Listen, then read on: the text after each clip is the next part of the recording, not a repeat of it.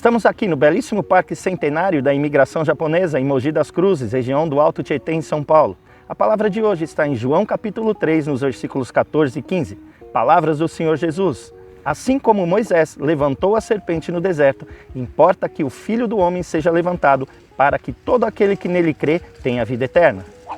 Jesus aqui faz uma citação a um episódio ocorrido no período do Êxodo, lá na época de Moisés, em que o povo que peregrinava pelo deserto começou a murmurar contra Deus e contra Moisés. Nós encontramos essa passagem no livro de Números, no capítulo 21, entre os versículos 4 e 9.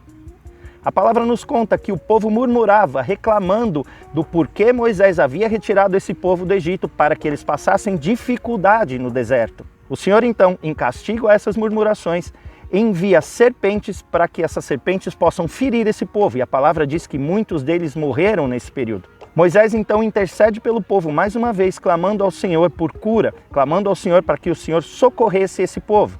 Então, o Senhor orienta Moisés que confeccionasse uma serpente de metal, de um minério muito encontrado naquela região. Daqui a pouco eu explico a respeito desse minério, para que o povo, ao olhar essa serpente de metal, pudesse ser curado. A revelação acerca dessa passagem, lá em Números capítulo 21, já apontava ou tipificava o sacrifício de Jesus na cruz do Calvário. A serpente representava aquilo que feria aquele povo, aquilo que adoecia aquele povo. Então o povo, ao olhar para aquela serpente, se lembraria daquilo que trouxe o castigo sobre suas vidas e do pecado que eles cometeram contra Deus. Agora, existem 3 pontos principais aqui dentro dessa passagem que já tipificava Jesus. O porquê da serpente. A serpente simbolizava Jesus sendo levantado na cruz do Calvário. E por que a serpente? Porque através da serpente esse povo foi castigado pelo Senhor. A crucificação do Senhor Jesus, então, faria cumprir a profecia de Isaías, lá no capítulo 53, que diz que ele levou sobre si as nossas dores e as nossas enfermidades, que ele foi transpassado pelas nossas transgressões e foi moído pelas nossas iniquidades, e pelas suas pisaduras somos sarados. Ele carregou sobre si o castigo que estava sobre nós. Assim como hoje, ao contemplarmos o sacrifício do Senhor Jesus na cruz do Calvário, nós nos lembramos das nossas iniquidades e nós nos lembramos que o castigo que estava sobre nós ele carregou e o seu sacrifício nos trouxe salvação. Agora existe um ponto primordial nessa passagem em Números capítulo 21 que talvez poucas pessoas saibam. Quero dar uma explicação a respeito do material em que essa serpente foi confeccionada.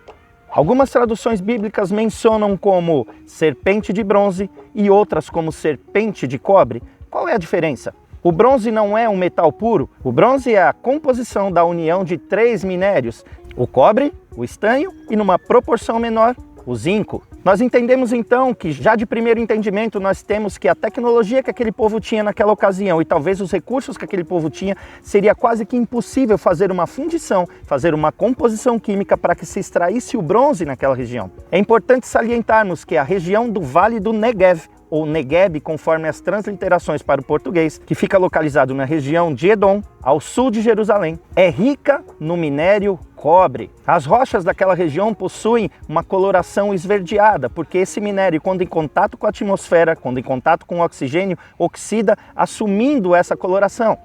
Essa região foi muito explorada pelos povos antigos, a começar pelos povos egípcios, cuja fronteira fica a menos de 35 quilômetros da região do Vale do Negev. Posteriormente, essa região foi explorada pelos midianitas.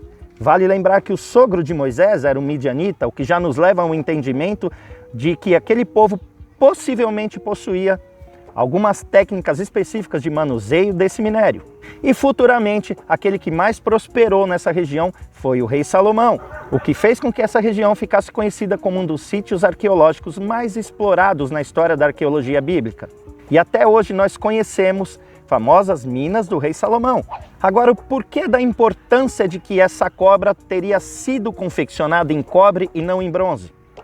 O termo original das escrituras no hebraico é Nahash Nehoshet, significa literalmente cobra de cobre. E o porquê da importância de enfatizarmos que essa cobra era de cobre e não de bronze? Porque essa cobra apontava para o Senhor Jesus.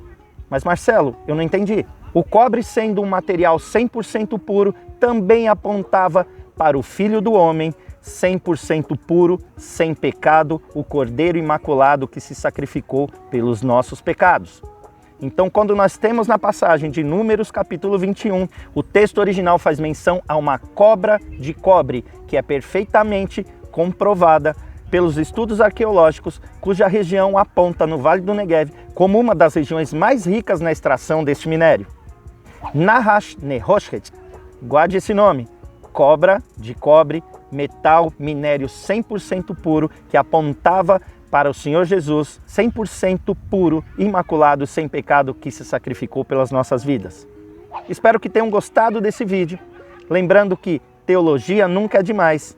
Se vocês gostaram, curtam esse vídeo, compartilhem esse vídeo, comentem aqui embaixo. Se tiver algum assunto específico que vocês queiram que eu trate, comente aqui embaixo também, que eu prometo que eu vou fazer um vídeo muito legal para vocês. Deus abençoe!